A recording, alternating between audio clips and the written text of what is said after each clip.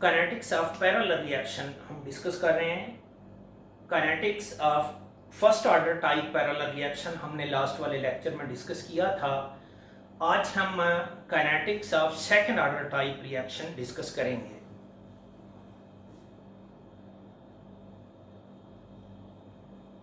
Kinetics of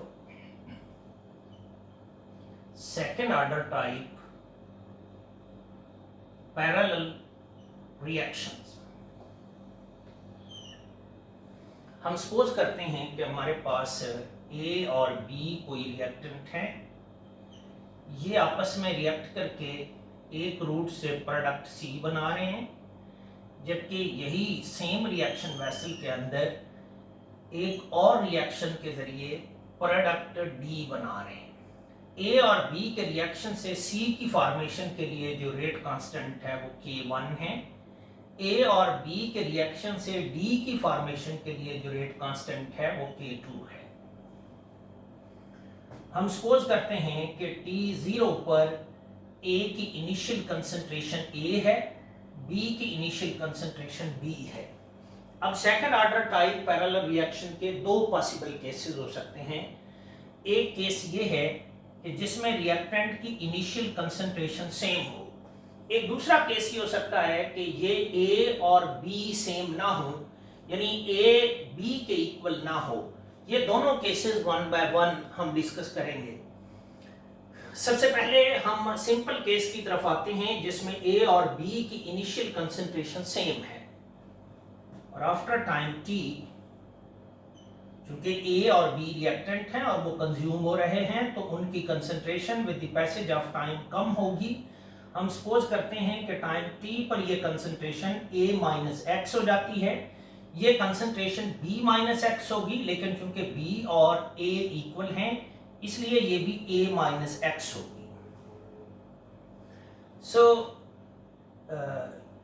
ये जो reaction है जिसमें ए और बी आपस में रिएक्ट करके सी बना रहे हैं, ये भी सेकंड ऑर्डर रिएक्शन है, और ए और बी आपस में रिएक्ट करके डी बना रहे हैं, ये भी सेकंड ऑर्डर रिएक्शन है। इसलिए ये second order type parallel reactions हैं।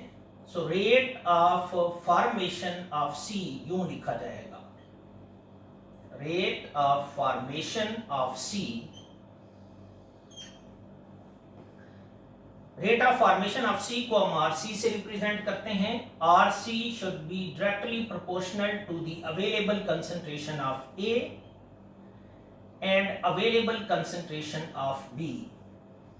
यानी RC will be equal to a rate constant that is K1। A और बी के रिएक्शन से सी बनेगा तो रेट कांस्टेंट K1 है। Available concentration of A into available concentration of B, it will be equal to RC is equal to K1। A की जो available concentration है at any time T वो A minus x है, B की जो available concentration है at any time T वो भी A माइनस एक्स है। A minus x into A minus x से A माइनस एक्स स्क्वायर हो जाएगा। RC will be equal to K1 into A minus x raised to power 2। ये rate law expression है for the formation of C from A and B, जिसमें RC rate of formation of C है with respect to T, K1 rate constant for the formation of C है from A to B, A minus x available concentration of reactant A और B है at any time T. ये rate law expression है for the formation of C, और इस rate law expression में reactant की available concentration का exponent 2 है, इसलिए ऑर्डर ऑफ रिएक्शन 2 है।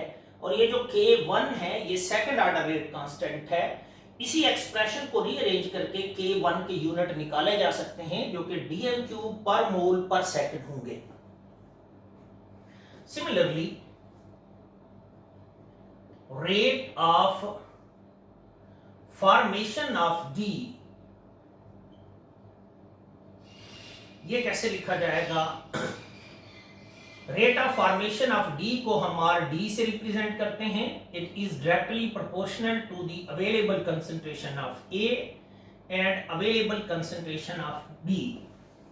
चूंकि डी की फॉर्मेशन भी ए और बी से हो रही है, इसलिए डी का जो रेट ऑफ फॉर्मेशन है वो ए और बी की अवेलेबल कंसंट्रेशन पर डिपेंड करेगा. आर डी ए के भी डायरेक्टली प्रोपोर्शनल होगा और बी की अवेलेबल कंसंट्रेशन के भी डायरेक्टली प्रोपोर्शनल होगा. Order of reaction with respect to A V1 होगा, order of reaction with respect to B V1 होगा, ओवरऑल ऑर्डर ऑफ रिएक्शन 2 होगा. यानी R D will be equal to a rate constant for the formation of D जो कि K2 है, available concentration of A and available concentration of B. So RD will be equal to K2. A की जो available concentration है यानी concentration of A at any time t, उसको हमने A minus x का नाम दिया है. B की available concentration को भी हमने A minus x का नाम दिया है. इसको रीअरेंज करके यूं लिखा जा सकता है R D will be equal to K2 into A minus x raise to power 2. ये रेट लॉ एक्सप्रेशन है for the formation of D, जिसमें R D rate of formation of D है with respect to T, K2 rate constant for the formation of D है from A and B, A minus x available concentration of reactant A or B है at any time t. A minus x की rate law expression में जो power है वो 2 है, इसलिए ये सेकंड ऑर्डर रिएक्शन है. इट मींस कि formation of C from A and B is a second order process and formation of D from A and B is also a second order process. इसलिए ये दो reaction second order type parallel reactions हैं. So overall rate of reaction क्या होगा? Overall rate of reaction for second order type parallel reaction can be written as, so overall rate of reaction should be equal to rate of formation of C plus rate of formation of D. आप जानते हैं कि overall rate of reaction dx over dt है. x से मुराद reactant की वो concentration है जो प्रोडक्ट में कन्वर्ट हुई है, और जो रिएक्टेंट की कंसंट्रेशन है वो C में भी कन्वर्ट हो रही है, वो D में भी कन्वर्ट हो रही है. इसलिए ये x किसी एक रिएक्टेंट की वो कंसंट्रेशन है जो C और D में कन्वर्ट हुई है. इसलिए ये dx over dt will be equal to rc plus rd. So dx over dt will be equal to rc का एक्सप्रेशन आपने ये लिखा है, ये वाली वैल्यू यहां पर पुट कर दें, यानी k1 into a minus x whole square plus rd की वैल्यू आपने ये निकाली है, ये वाली वैल्यू यहां पर पुट कर दें, k2 a minus x whole square. इसको फर्दर सिंप्लीफाई किया जा सकता है, dx over dt will be equal to, इसमें ये a माइनस एक्स स्क्वायर और a माइनस एक्स स्क्वायर आप कॉमन ले लें, it will be equal to k1 plus k2 into a minus x whole square. ये रेट लॉ एक्सप्रेशन है for overall reaction, जिसमें dx over dt rate of overall reaction है, k1 rate constant for the formation of C है from A and B, k2 rate constant for the formation of D है from A and B, A minus x available concentration of reactant A और B है at any time t. इस mathematical expression को आप गौर से देखें तो ये variable separable first order differential equation है. इसमें वेरिएबल x और t हैं. ऐसी डिफरेंशियल इक्वेशंस को सॉल्व करने का तरीका ये होता है कि आप वेरिएबल को सेपरेट करते हैं और फिर इंटीग्रेशन करते हैं. मैंने कहा वेरिएबल इसमें x और t हैं, तो सबसे पहले वेरिएबल को सेपरेट करिए, यानी dx ओवर a minus x whole square will be equal to k1 plus k2 into dt। ये dt को मैं इस तरफ लेके गया हूं और a माइनस एक्स स्क्वायर को मैं यहां से इस तरफ लेके आया हूं। इसका भी इंटेग्रल होगा और इसका भी इंटेग्रल होगा। इस इंटेग्रल को आपने सॉल्व करना है। इसके लिए आप दो इंटीग्रेशन के रूल्स यूज करेंगे। वो रूल्स मैं इधर लिखने लगा हूं। फॉर एग्जांपल एक रूल आप ये जानते हैं कि अगर इंटेग्रल ऑफ dx है तो ये x plus constant of integration c होता है। इसकी रफ सी जस्टिफिकेशन ये है कि ये इंटेग्रल है और ये डिफरेंशियल है, तो इसका आंसर x आएगा plus constant of integration c होगा। एक और रूल ये है कि अगर x की पावर n हो तो इसको इंटीग्रेट करते वक्त x की power n plus 1 over n plus 1 plus constant of integration c होता है। ये वाला जो फार्मूला है वो उस वक्त एप्लीकेबल होता है जब इस n को छोड़कर, पावर को छोड़कर इस अंदर वाले फंक्शन का डेरिवेटिव इसके आगे मौजूद हो। मसलन x का जो डेरिवेटिव है वो 1 है विद रिस्पेक्ट टू x। चूंकि पावर को छोड़कर अंदर वाले फंक्शन का डेरिवेटिव उसके आगे मौजूद है, तो इसको इंटीग्रेट करते वक्त इसकी पावर में एक ऐड होगा और वही इसका डिनोमिनेटर बनेगा। ये दोनों रूल्स अप्लाई करने के लिए मैं इस मैथमेटिकल एक्सप्रेशन को रीअरेंज करता हूं। इसको रीअरेंज करने के लिए हम यूं लिखते हैं कि a minus x raise to power minus 2 into D X is equal to k1 plus k2 into dt। इसको यूं लिखा जा सकता है integral of a minus x इसकी power minus 2 into minus 1 into D X is equal to k1 plus k2 into integral of dt। ये मैंने -1 यहां पर लगाया है, इसलिए मैंने माइनस इधर लिखा है। माइनस माइनस से मल्टीप्लाई होगा तो यही वाला आंसर आएगा।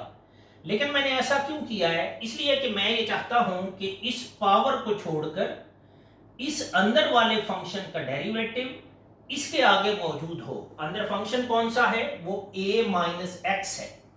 इसका अगर आप डेरिवेटिव लेते हैं विद रिस्पेक्ट टू x तो इसका आंसर -1 आएगा, क्योंकि a का डेरिवेटिव आप लेंगे, a कांस्टेंट है, कांस्टेंट का डेरिवेटिव 0 होता है, फिर माइनस आएगा, x का derivative with respect to x 1 आएगा।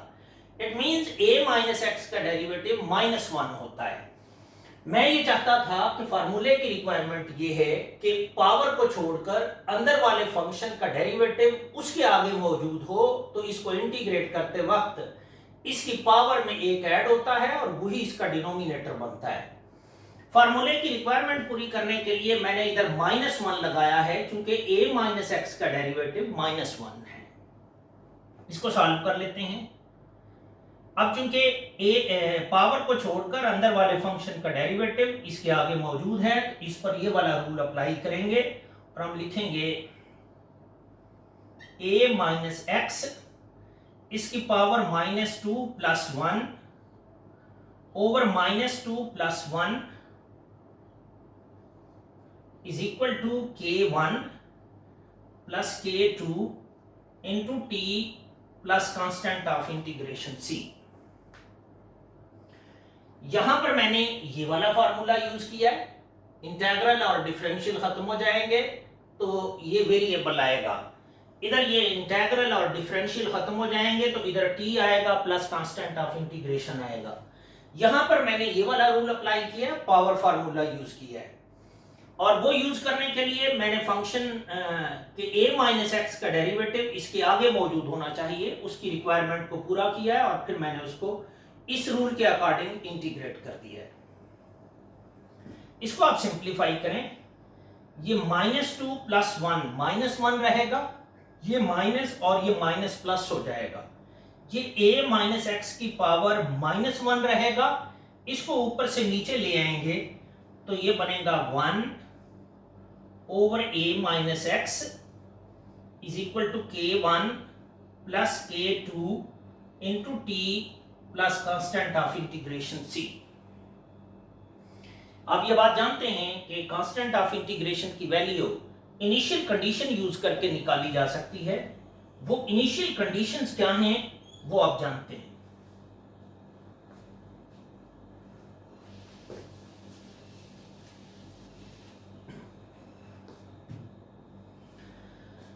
इनिशियल कंडीशन यहां पर अप्लाई करें। आप जानते हैं कि अगर t 0 है देन x भी 0 है, यानी जब t 0 था तो रिएक्टेंट की वो कंसंट्रेशन जो प्रोडक्ट में कन्वर्ट हुई थी वो 0 थी। ये कंडीशन आप इस पर अप्लाई करें, जहां t है वहां 0 कर दें, जहां x है वहां 0 कर दें। Then 1/a will be equal to x यहां पर 0 तो ये 1/a रहेगा, t यहां पर 0 इससे मल्टीप्लाई होगा, ये वाली टर्म 0 हो जाएगी, c की वैल्यू 1/a आएगी। c की ये वाली वैल्यू आप इस एक्सप्रेशन में यहां पर पुट कर दें। Then 1/a minus x will be equal to k1 plus k2 into t plus 1/a। इस मैथमेटिकल एक्सप्रेशन को आप गौर से देखें तो ये वाला expression equation of straight line है इन इंटरसेप्ट फॉर्म, जिसमें ये 1/a minus x dependent variable y है, ये t इंडिपेंडेंट वेरिएबल x है, ये इस प्लॉट की स्लोप m है और ये इस प्लॉट का इंटरसेप्ट c है और ये y is equal to mx plus c type expression है। आप जानते हैं कि इस एक्सप्रेशन के अकॉर्डिंग अगर हम प्लॉट बनाएं तो प्लॉट स्ट्रेट लाइन होगा और इंटरसेप्ट फॉर्म में होगा। आप जानते हैं कि जब भी हम प्लॉट बनाते हैं तो हम डिपेंडेंट वेरिएबल को अलोंग y एक्सिस लेते हैं, यानी 1/x अलोंग y एक्सिस होगा और t अलोंग x एक्सिस होगा। ये जो प्लॉट है ये स्ट्रेट लाइन बनेगा लाइक दिस। इस प्लॉट का जो इंटरसेप्ट है वो 1/a होगा। इस प्लॉट की जो स्लोप है वो k1 प्लस k2 के इक्वल होगी। यानी इस प्लॉट की सिग्निफिकेंस ये है कि अगर आप रिएक्टेंट की अवेलेबल कंसंट्रेशन जो कि a माइनस x है उसको डिफरेंट टाइम इंटरवल पर मेजर करें और उसका इनवर्स लेके टाइम के अगेंस्ट प्लॉट करें, उस प्लॉट की स्लोप निकालें तो वो आपको दोनों रिएक्शंस के रेट कांस्टेंट का सम देगी, यानी इफेक्टिव रेट कांस्टेंट की वैल्यू देगी। इस प्लॉट से आप k1 प्लस k2 की वैल्यू तो निकाल सकते हैं और k1 और k2 की इंडिविजुअल वैल्यूज नहीं निकाल सकते। इस प्लॉट की एक और सिग्निफिकेंस ये है कि अगर आप इस लाइन को y एक्सिस की तरफ एक्सटेंड करें, जहां पर ये y एक्सिस को कट करे वहां से लेकर यहां तक ये वैल्यू मेजर करें तो ये 1/a के इक्वल होगी। यानी इस प्लॉट का जो इंटरसेप्ट है वो 1/a के इक्वल होगा। इस इंटरसेप्ट से रिएक्टेंट की इनिशियल कंसंट्रेशन की वैल्यू निकाली जा सकती है। अगर आप इंटरसेप्ट का इनवर्स लें तो इनिशियल कंसंट्रेशन ऑफ रिएक्टेंट की वैल्यू भी निकाली जा सकती है। हम दरअसल इस एक्सप्रेशन को रीअरेंज करना चाहते हैं in the form of equation of straight line passing through the origin. ऐसा करने के लिए मैं 1/a को दूसरी साइड पर ले जा रहा हूं, यानी 1/a minus x minus 1/a will be equal to k1 plus k2 into t। इसका आप एलसीएम ले लें, यानी ये a into a minus x, a minus x will be equal to k1 plus k2 into t। इसको आप open करें, a minus a plus x divided by a into a minus x is equal to k1 plus k2 into t। ये a plus का है और ये a minus है। इस a ये के कांस्टेंट, ये वाला a एक कांस्टेंट क्वांटिटी है, इसको आप दूसरी साइड पर ले जाएं और इसको रीअरेंज करें तो ये वाला एक्सप्रेशन यूं बनेगा, x over A minus X will be equal to K1 plus K2 into A into T.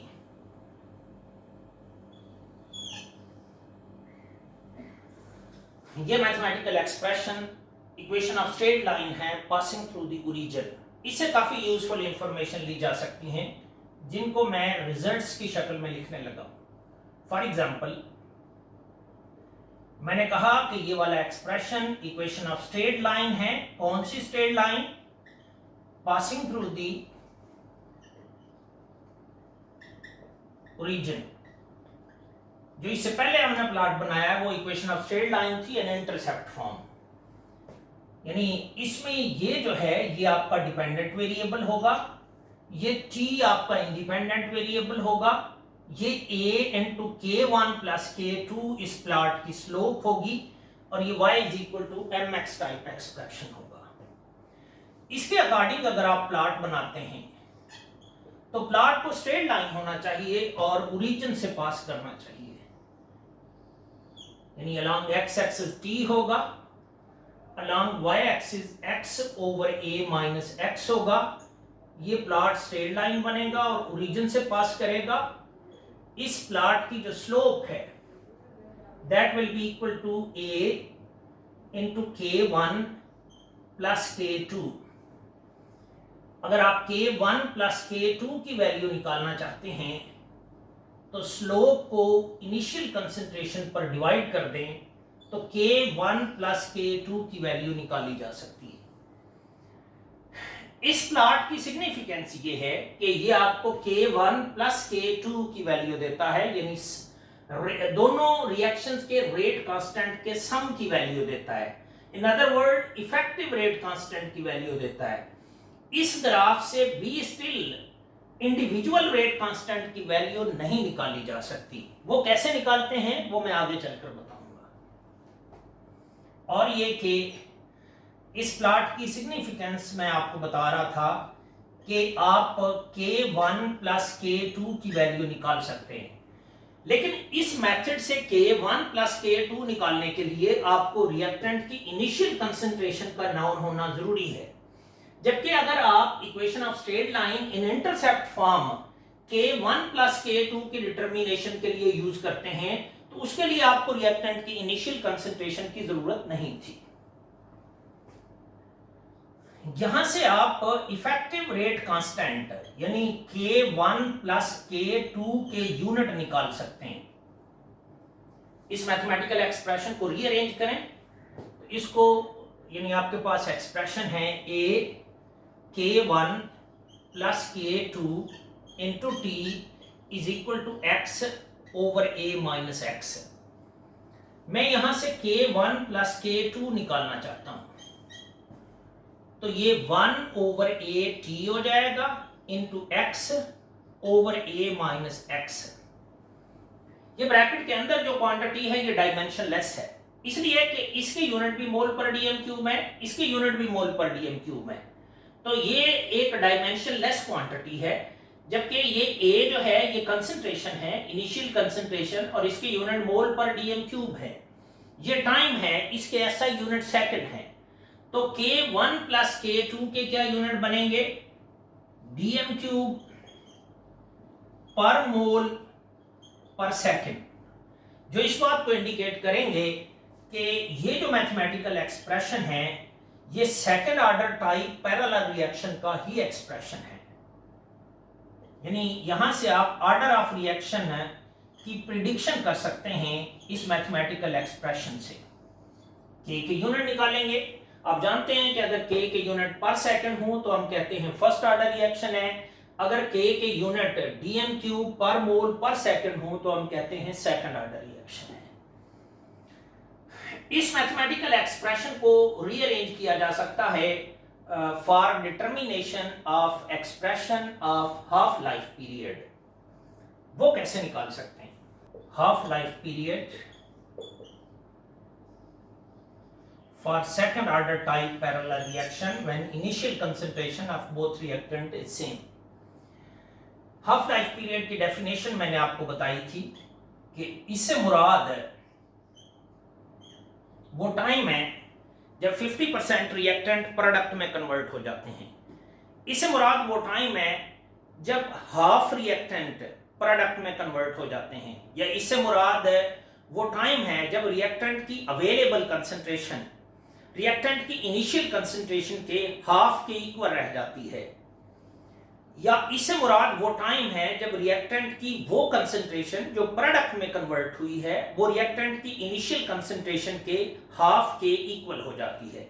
मैं लास्ट वाली डेफिनेशन यूज करने लगा हूं कि जब x की वैल्यू, x से मुराद रिएक्टेंट की वो कंसंट्रेशन है जो प्रोडक्ट में कन्वर्ट हुई है, वो रिएक्टेंट की इनिशियल कंसंट्रेशन के हाफ के इक्वल रह जाती है, तब तक रिएक्शन जो टाइम लेगा वो उसका हाफ लाइफ पीरियड कहलाएगा।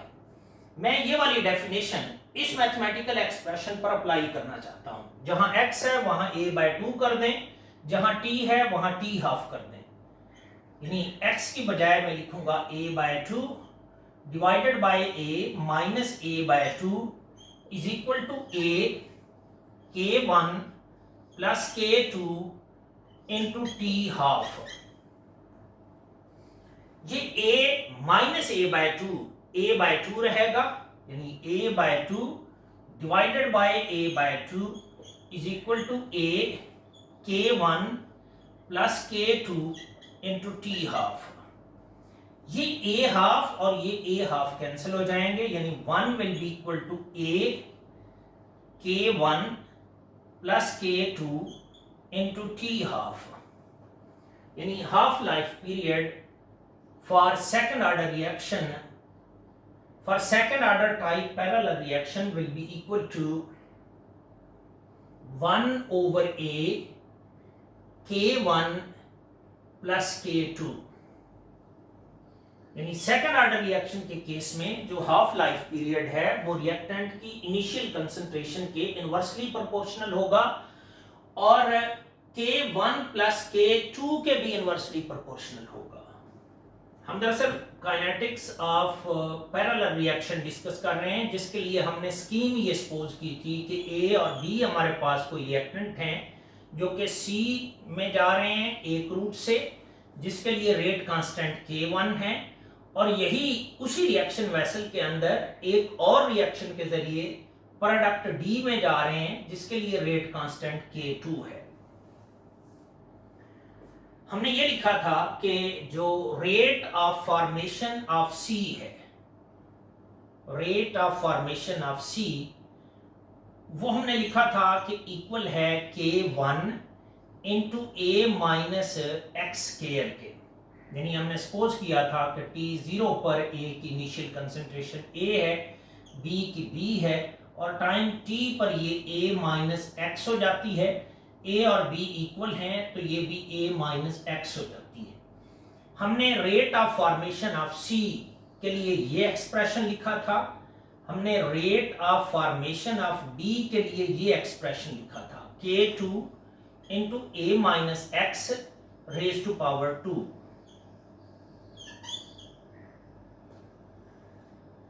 इस मैथमेटिकल एक्सप्रेशन को अगर मैं 1 का नाम दे देता हूं और इसको मैं 2 का नाम दे देता हूं, इन दोनों की मैं रेशो ले लेता हूं, यानी एक्सप्रेशन 1 को एक्सप्रेशन 2 पर डिवाइड कर देता हूं या एक्सप्रेशन 2 को एक्सप्रेशन 1 पर डिवाइड कर देता हूं, तो फिर ये बनेगा RC over RD is equal to K1 A minus x whole square divided by k2 into a minus x whole square.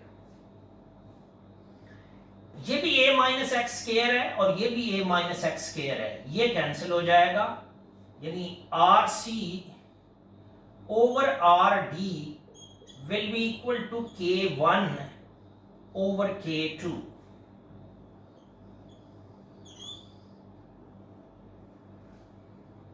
मैंने आपको बताया था कि K1 और K2 का जो सम है वो आप इस एक्सप्रेशन से निकाल सकते हैं। इस एक्सप्रेशन से कैसे निकाल सकते हैं? मैंने आपको बताया कि अगर आप इधर t लेते हैं, इधर x over a minus x लेते हैं, इनके दरमियान प्लॉट बनाते हैं और उस प्लॉट की जो स्लोप है वो आपके पास a into K1 plus K2 के इक्वल आती है। K1 प्लस K2 जो है वो स्लोप डिवाइडेड बाय a के इक्वल आता है। यानी इस प्लॉट की स्लोप से आप K1 प्लस K2 की वैल्यू निकाल सकते हैं। जबकि अगर आप RC निकाल लेते हैं किसी मेथड से और RD निकाल लेते हैं तो इन दोनों की जो रेशो है वो आपको K1 ओवर K2 की वैल्यू देगी। अब सवाल ये पैदा होता है कि ये RC और RD की वैल्यू कैसे निकाली जा सकती है। इसके लिए इनकी डेफिनेशन का जानना जरूरी है। इनकी डेफिनेशन क्या है? RC की definition rate of change of concentration of C है with respect to T। RD की डेफिनेशन क्या है? ये rate of formation of D है, जो कि यूं लिखा जाता है RD is the rate of change of concentration of D with respect to T।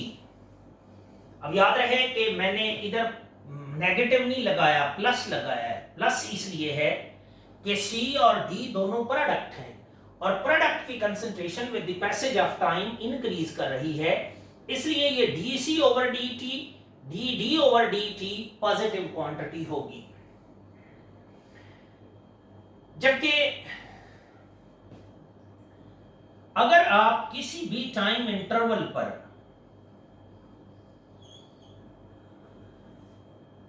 C versus T जो प्लॉट है, यानी जो C की कंसंट्रेशन है वो with the passage of time increase करेगी। अगर मैं प्लॉट यूं बनाता हूं कि इधर मैं कंसंट्रेशन ऑफ C लेता हूं as a function of T, इधर मैं कंसंट्रेशन ऑफ D लेता हूं as a function of T।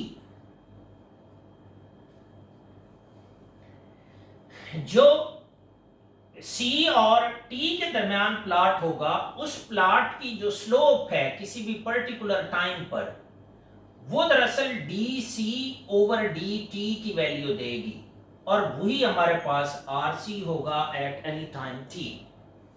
Similarly ये जो D वर्सेस T कर्व है, इस प्लॉट की जो स्लोप होगी वो DD ओवर DT के इक्वल होगी, यानी वो RD की वैल्यू आपको देगी।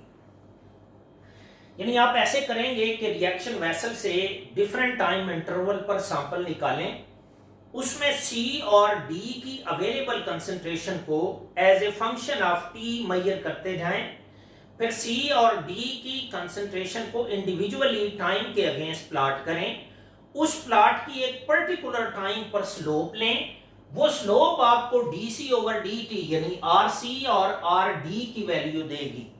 जब आपके पास RC और RD की वैल्यू इस मेथड से आ जाएगी तो उन दोनों की आप रेशो ले लें। वो रेशो दरअसल K1 ओवर K2 की रेशो होगी।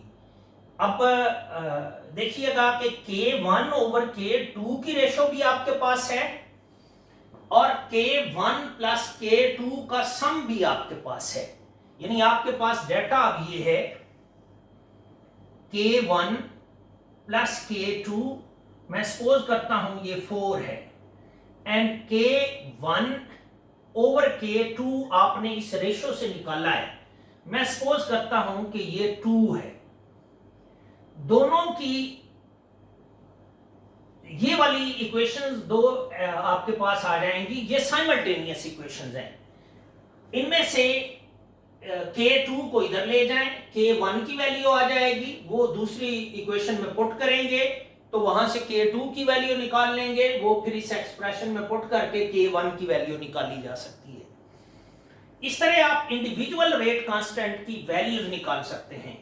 अब उससे आप ये भी प्रेडिक्ट कर सकते हैं कि K1 अगर K2 से ग्रेटर है, यानी अगर K1 is greater than K2 है, तो फिर इसका यह मतलब होगा कि जो A और B से C की फॉर्मेशन है वो मेन रिएक्शन है, जबकि A और B से जो D की फॉर्मेशन है वो साइड रिएक्शन है।